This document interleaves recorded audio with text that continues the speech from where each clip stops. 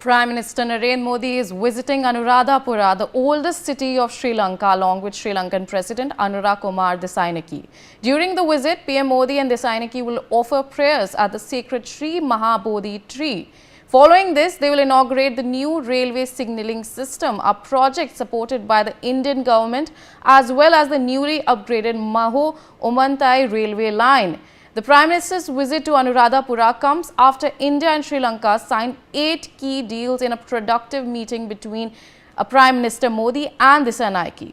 We have with us a very special guest joining us on the telecast, Sagala Ratnayaka, Chief of Staff and Senior Advisor to the former President Ranil Wickremesinghe and National Security and National Organizer United National Party and former Law Minister of Sri Lanka. Thank you so much for joining us on the telecast and giving us your time. So the first question I would like to pose to you is, can you help us understand the importance of Anuradhapura in Sri Lankan history? Anuradhapura was one of the most significant ancient capitals in Sri Lanka.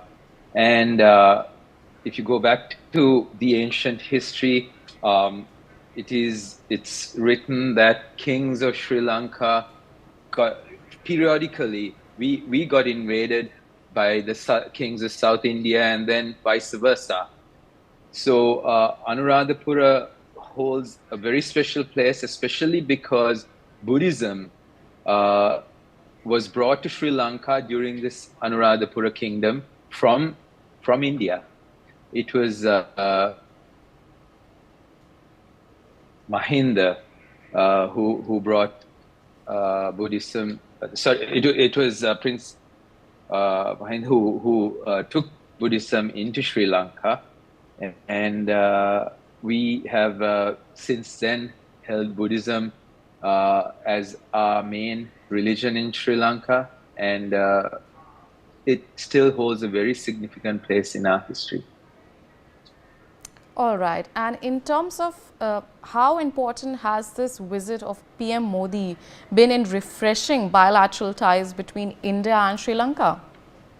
It's always refreshing to have PM Modi. We have had tremendous relationship with him, no matter which government has been in power.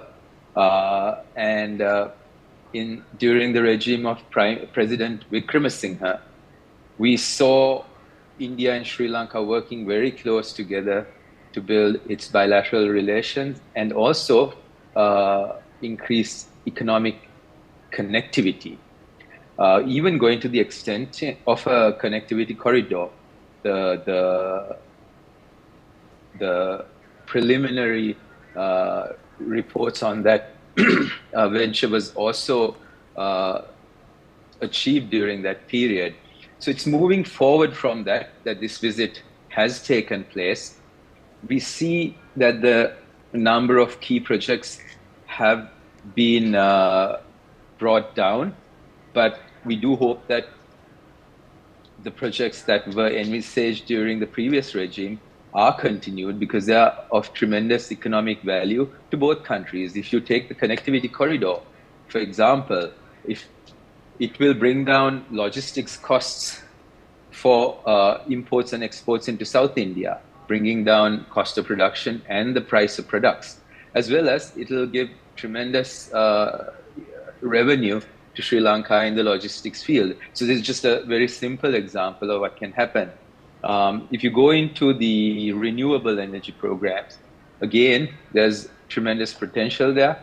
But the government of Sri Lanka, the current government of Sri Lanka, does have to get its policies as to how it's going to move forward on renewable energy. And if that can be worked out, I think, again, with the grid connection agreement that was signed with PM Modi during this visit, which was carried forward from the previous agreements as well, again, there's opportunity for both countries.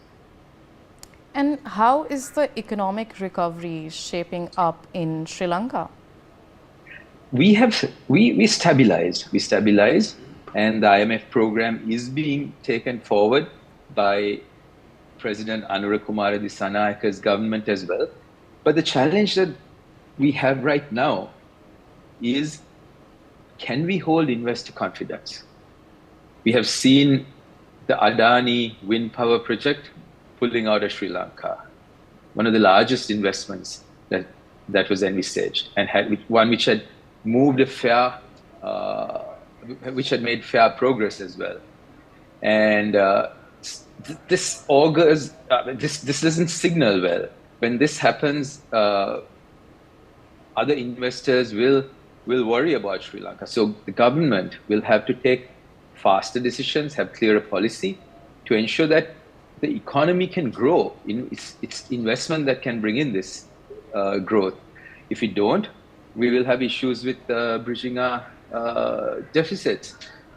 Even as we speak, the 2025 budget has a budget deficit of 3 billion, which is unaccounted for in terms of how we are going to bridge that.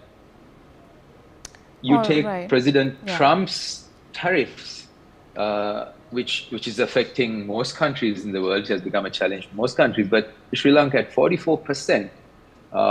We have a huge apparel export industry, and the largest market is the United States. So again, our economists have calculated, these are rough calculations, a 3 billion loss of revenue there. How do we bridge 3 plus 3, 6 billion? Especially with the IMF program that's going on. We have a debt sustainability requirement, and we have to start repaying the IMF in 2028. So these are severe challenges that we will face. All right. In terms of what is the significance of Mitra Vibhushan, which your government has awarded to Prime Minister Modi? It's the single most important award that a person can be granted, and Prime Minister Modi has steadily been a friend of Sri Lanka. So we're very happy that Prime Minister Modi has accepted this award graciously. All right. And what are the economic challenges that remain in Sri Lanka? Again, like I said, the growth of the economy. Cost of living is rising, and if the economy doesn't grow, people's incomes won't go up. People will already people are finding it difficult to live. It will become more and more difficult, and there will be stress on the system. And what kind of further assistance is still required from the global community? Trade. We need to improve trade. We need to improve investment in Sri Lanka. And towards this, we have a role to play as well, making it a level playing field and making it a playing field that has clarity and is transparent. And we need to show that we're a good partner, and then we need the support of the nations in the world to come and invest in Sri Lanka, trade with Sri Lanka, and help Sri Lanka's economy grow. So we have a role to play as well. And what is your opinion on Chinese projects in Sri Lanka? We've, the last 2 decades, had fairly significant Chinese projects in Sri Lanka, which the most significant one of them being the Port City project, which is a financial city. And the project was affected by COVID, but is now again progressing after the economic recovery. I think these are all projects that we need to grow the economy of Sri Lanka, and it's how Sri Lanka manages its foreign borrowings. All right. Where is your favorite place that you would recommend people traveling to Sri Lanka to visit? That's a tough question. We've been in opposition for about 4 months, and I'm finding Sri Lanka to be an amazing place. I mean, you don't need to travel overseas. I love Jaffna, the northern part of Sri Lanka, and the east coast of Sri Lanka is also amazing if you love the beaches. You can walk in for hundreds of meters during the correct season, and you have the warm water, good food, good people, and lots of historic sites. All right. Thank you so much for joining us on the telecast. And that was a very interesting conversation we had. Thank you so much for your time. Meanwhile, you. viewers, when we are talking about